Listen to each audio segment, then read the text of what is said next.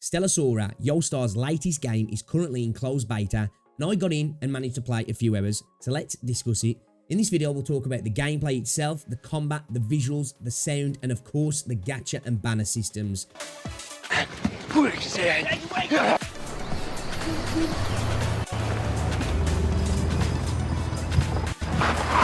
Hey kid, get in my van and I'll give you some candy.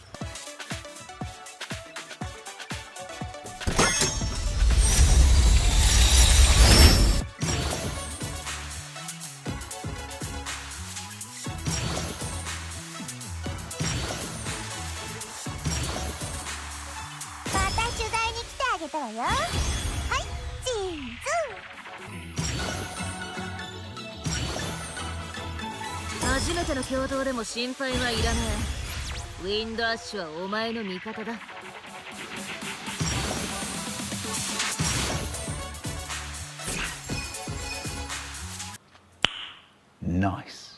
Don't take everything in this video as gospel, as I've only played a small amount on stream and I'm still figuring things out. Let's get into it. Let's start with it's not only published but developed by YOSTAR, the global publishers for Arknights and many other games. Take that how you will. YOSTAR themselves describe the game as a top-down light action adventure game, which is a pretty apt description. The way I would describe the gameplay loop itself is a roguelike action game with Vampire Survivors-like gameplay, in the sense that here your basic attack is an auto attack that begins attacking enemies when they are in your range. It definitely has bullet hell elements to its gameplay. You can control one character in your team of 3, where you have a skill that is on cooldown along with an ult. The other 2 units in your team are tagged in via their own skill or their ultimate as well. So it's not a character switching game akin to Wuthering Waves, Genshin or Zenless Zone Zero, but your other units will act as support for your main character on the run. There's of course a dodge functionality also.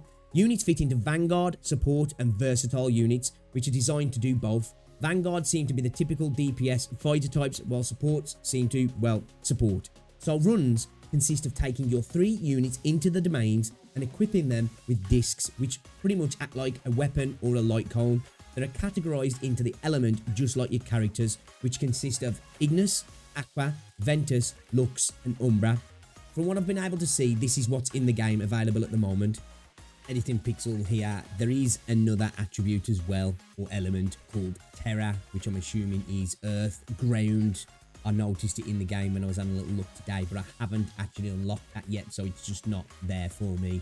But yeah, there's another unit called Terra as well. So basically, fire, water, wind, light, and magic. Some discs have innate passive buffs called melody skills that can increase the unit's attack damage, attribute damage, skill damage, and so on. Some increase support unit stats, while others buff the main unit. Some also have harmony skills, which are secondary buffs that have activation requirements fulfilled on the run by obtaining melodies that can actually be pretty powerful. When you do runs in Ascension, you save a record where buffs that you have acquired through that run are saved to each unit along with the melodies that you've obtained.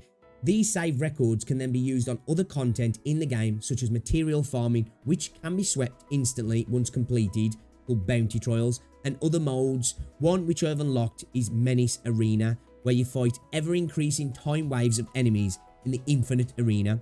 You can select your save records here, so decent runs with good buffs and melodies will come into play here, so rerunning Ascension will be useful to optimize for this particular content. As you progress through runs, you can also upgrade your monoliths, which allow you to add permanent buffs, not unlike integrated strategies in Arknights or Depths of Elusive Realm in Wuthering Waves. Considering we have the basics out the way, let's talk about how it feels. While the game runs beautifully, the controls are responsive and the combat itself feels impactful and meaty, with some fun and interesting combinations of on-field unit skills along with support unit skills and ultimates. The level design is bright and colourful, with a wonderful aesthetic in my opinion, with really nicely designed semi-chibi-like characters that definitely has a blue archive coded vibe to it, but at least you won't be on an FBI list while you're playing this. The The combat VFX are really nice to look at without being overbearing and distracting. Enemies have some cool mechanics and bosses seem like they have the potential to offer up some difficult content if YOSTAR decide to go down that true bullet hell type gameplay. The music. Oh god, the music. I love it. Here, just listen to this.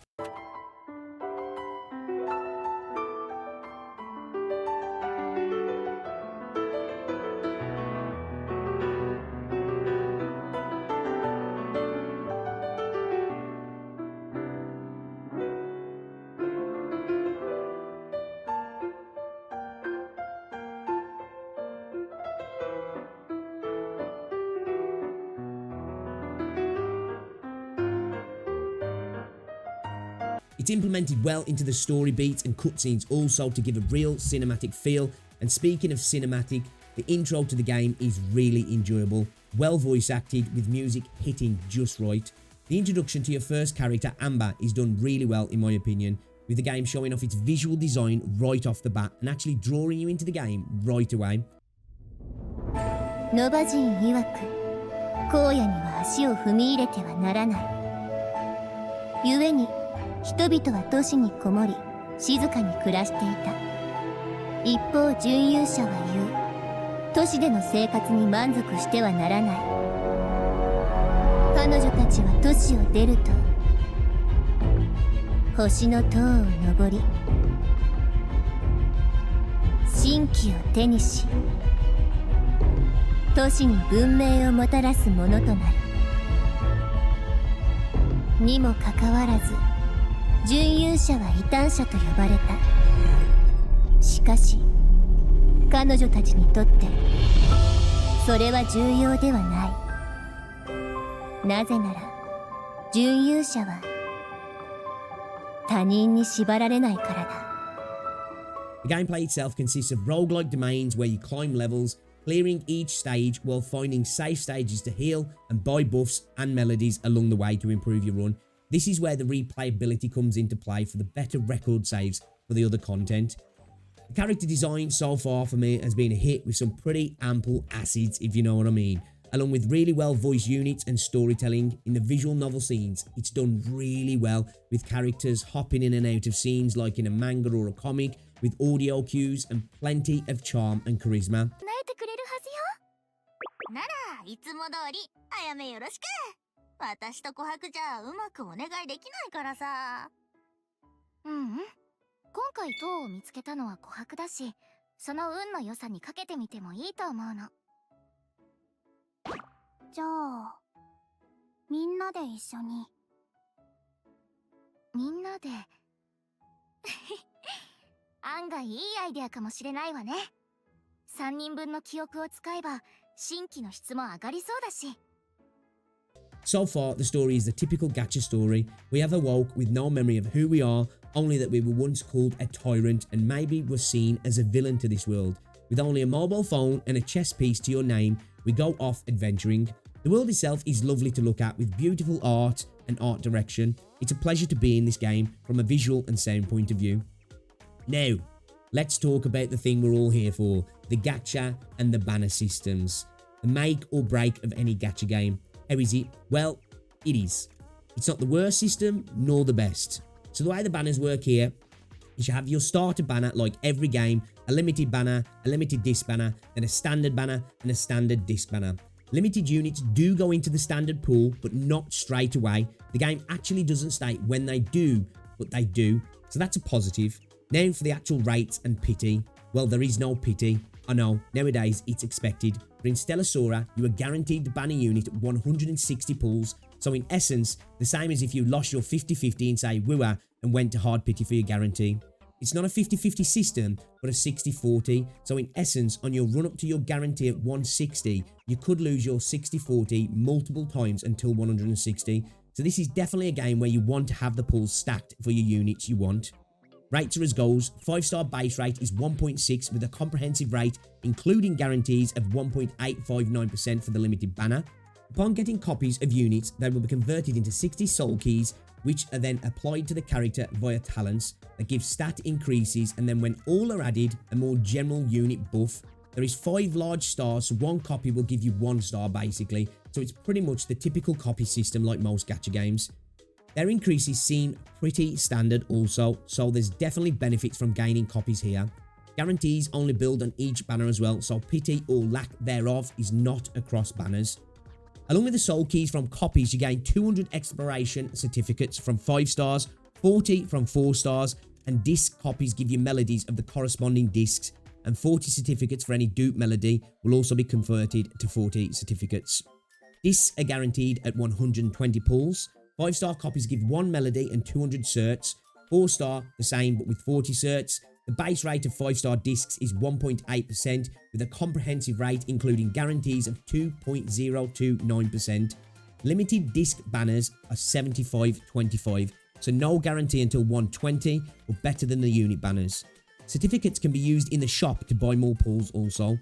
So, in all, a gacha system that won't be for everyone, and will, like Arknights or Enfield, encourage you to save and make sure you have the needed amount of pulls for units that you want, unless you want to try your luck, of course, because there is the potential to lose multiple 60/40s on the way up to your 160 guarantee, so you could come out with multiple 5 stars within the 160 pulls. But no pity is a shame, and I would like to see that in the game personally.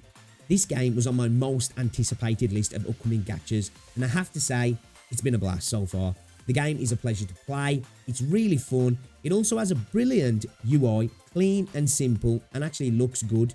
The game sounds amazing, looks really good, has a great art style, and really enjoyable characters so far as well. They really made them likeable right out the gate. This is a game I'm going to definitely be playing on launch and will be covering on the channel. I will keep you updated with news and changes that might take place throughout the beta and post-beta test also. So guys, if you found this video enjoyable or informative, give it a like, and if you haven't already subscribed, subscribe, and I'll see you in the next one. Ciao.